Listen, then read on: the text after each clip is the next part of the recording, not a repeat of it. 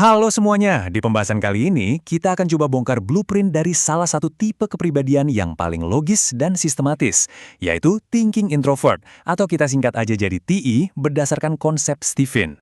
Pernah nggak sih Anda ngerasa kalau cara pikir Anda itu logis banget?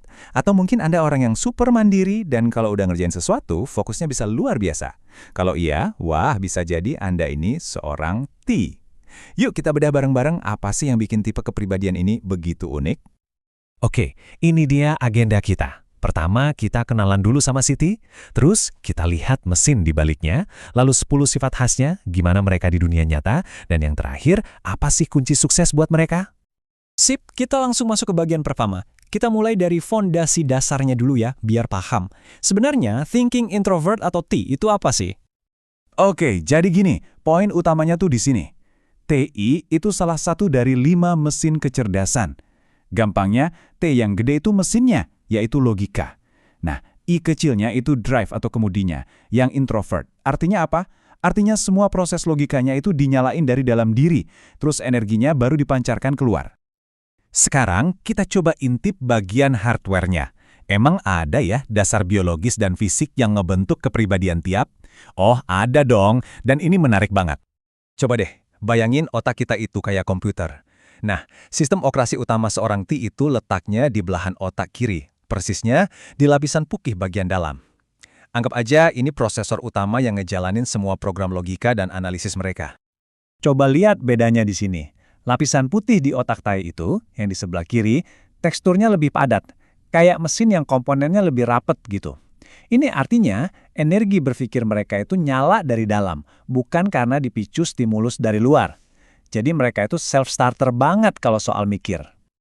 Uniknya lagi nih, secara fisik mereka itu sebenarnya punya postur yang kuat, tapi mereka cenderung lebih hemat energi. Bukan karena males ya, tapi karena sebagian besar daya baterai mereka itu kesedot buat proses berpikir yang super intens di kepala. Oke, hardware-nya udah, sekarang kita bedah software-nya. Ada 10 sifat inti yang konsisten banget dan bisa diukur, yang jadi ciri khas seorang T. Mari kita lihat satu persatu. 5 sifat pertama ini soal etos kerja mereka yang solid banget. Mereka itu on time dan scheduled. Jadi jangan harap mereka ngaret atau ngelewatin deadline. Terus mereka juga super responsible dan independent. Kasih aja tugas, udah anggap beres. Nggak perlu di micromanage. Dan ini yang paling keren, kemampuan fokusnya itu kayak laser. Bener-bener bisa tenggelam berjam-jam buat mecahin satu masalah tanpa keganggu sama sekali. Nah, 5 sifat berikutnya ini nunjukin cara kerja otak mereka. Mereka itu punya dorongan kuat buat jadi expert. Bukan cuma tahu di permukaan, tapi paham sampai ke akar-akarnya. Analisisnya juga selalu through, tuntas sampai detail terkecil, nggak ada yang kelewat. Cara mikirnya mekanistik, jadi ngelihat dunia tuh kayak rangkaian mesin, sebab akibat. Mereka juga prudent alias hati-hati banget, selalu nimbang risiko. Dan mereka paling suka kerja kalau ada skim atau kerangka yang jelas. Tapi, di balik semua logika dan kemandirian itu, ada paradoksnya loh. Tipe T ini sering banget nyimpen sisi pribadinya rapet-rapet. Mereka kayak pakai topeng sosial gitu, buat ngelindungin dunia internal mereka yang sebenarnya kompleks banget. Nah, disinilah kompleksitas seorang T kelihatan jelas. Ada 2 sisi yang kadang bertolak belakang. Mereka logis banget, tapi kalau udah mentok, bisa ngandelin faktor X atau intuisi. Mereka pengelola yang hebat, tapi suka takut keluar dari zona nyaman. Jago cari untung, tapi sering kejebak sama detail-detail kecil yang nggak penting. Ini yang bikin mereka jadi manusiawi banget kan? Terus, gimana caranya blueprint ini bisa kepake di dunia nyata? Yuk kita lihat buku panduannya, seorang TIS buat bisa mencapai puncak kesuksesan dan punya otoritas. Kekuatan terbesar seorang TQ itu ada di technical quotient atau TQ mereka yang tinggi banget. Ini tuh kayak bakat alami buat menalar secara mendalam soal teknologi, mesin, dan semua yang sifatnya mekanis. Nah, ini nih, kayak peta harta karun buat seorang T.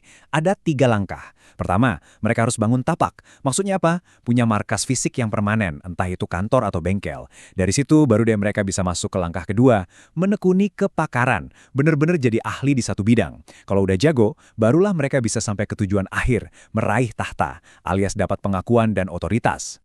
Pentingnya tapak ini nggak bisa dianggap remeh. Tanpa markas yang jelas, energi mereka tuh bisa buyar, nggak terstruktur. Jadi, tapak ini ibarat jangkar yang menstabilkan semua potensi luar biasa yang mereka punya. Oke, kita sampai di bagian terakhir. Mari kita rangkum semua blueprint tadi jadi 4 kata kunci yang paling esensial buat suksesnya seorang TI. Coba deh, ingat 4 kata ini. Menalar, tulang, mandiri, dan mendalam. Ini tuh kompas buat seorang TI. Waktu milih kerjaan, tanya aja, butuh nalar logis nggak? Perlu pendirian kuat kayak tulang? Bisa kerja mandiri? Dan apakah bidang ini butuh spesialisasi mendalam? Kalau jawabannya iya, nah itu jalan yang paling pas. Dan ini beberapa contoh industrinya, di mana tipe TI bisa benar-benar bersinar. Bidang kayak riset dan teknologi, IT, konstruksi, bahkan kesehatan dan pertambangan, itu semua arena bermain yang sempurna buat kekuatan alami mereka. Nah, sebagai penutup, coba kita renungkan sejenak. Kalau Anda seorang TI, atau mungkin Anda kenal seseorang yang TI, coba deh pikirin, kira-kira kepakaran spesifik apa ya yang bisa dibangun sampai jadi tahta atau puncak otoritas Anda? Jawaban dari pertanyaan itu bisa jadi adalah awal dari perjalanan Anda yang luar biasa.